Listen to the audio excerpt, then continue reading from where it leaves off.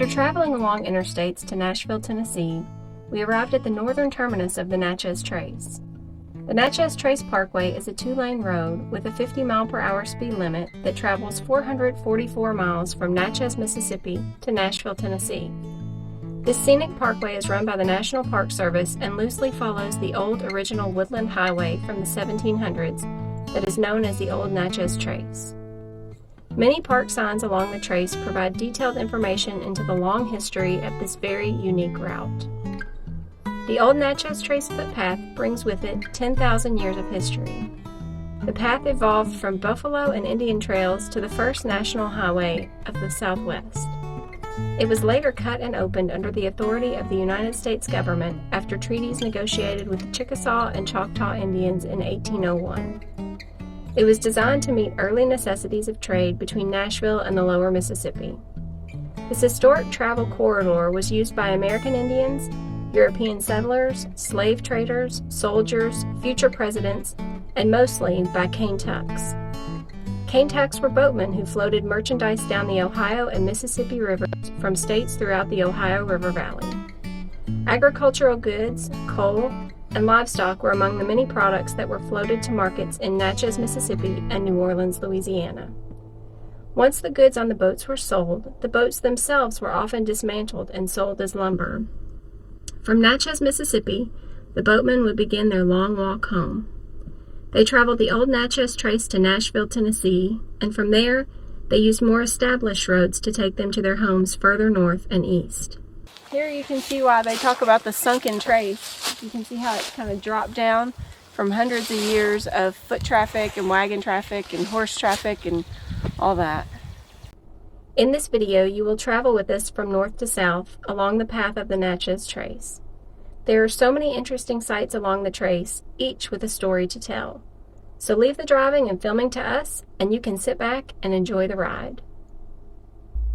The trace is also famous for a more tragic reason. On the night of October 11th, 1809, Meriwether Lewis met his untimely death on the Old Natchez Trace.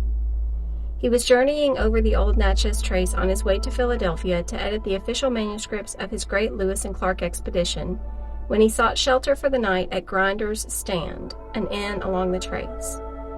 The full details of what happened that night may never be known. The common understanding is that Meriwether Lewis took his own life. He was bleeding from 2 gunshot wounds and died just after dawn. He is buried close to the original location of Grinder's Stand and rests beneath a broken column symbolizing a life cut short.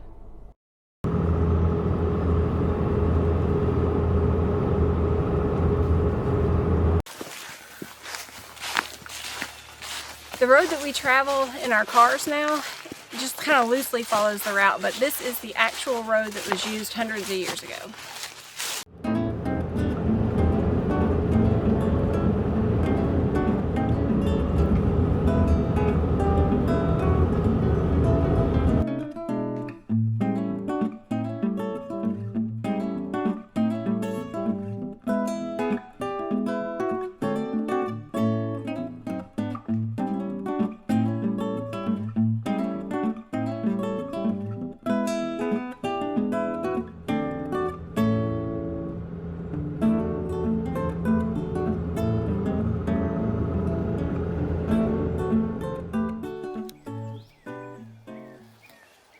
We're in the old town site of Rocky Springs.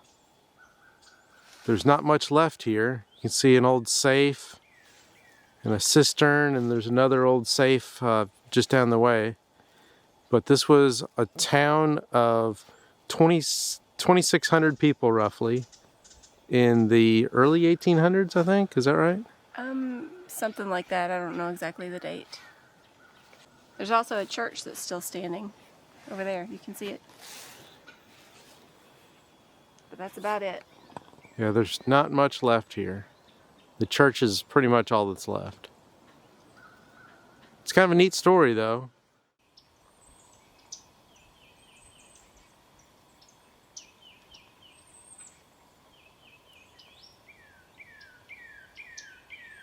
According to the National Park Service, The town of Rocky Springs was established in the 1790s and was named after a nearby spring that no longer flows.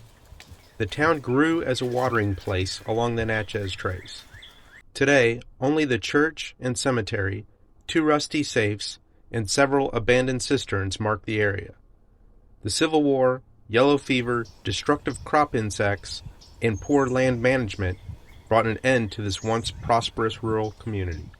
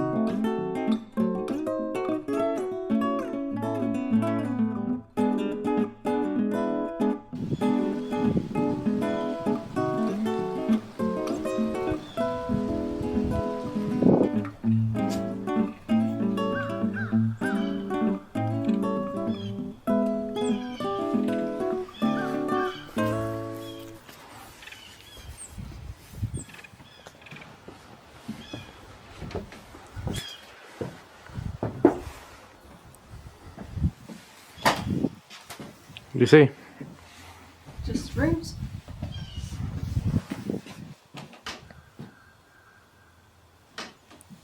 Look pretty nice. Mm-hmm.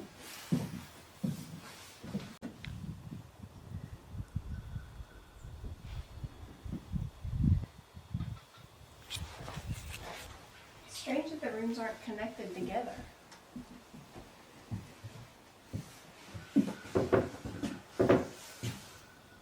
I think it said because they built onto it several times.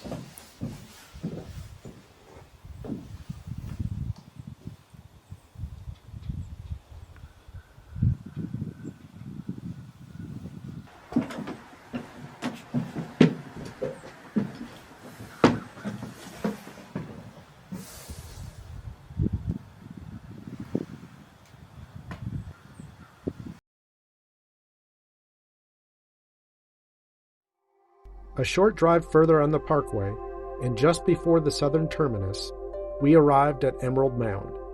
This is an 8-acre ceremonial mound that measures 770 feet by 435 feet at the base, and it is a whopping 35 feet high.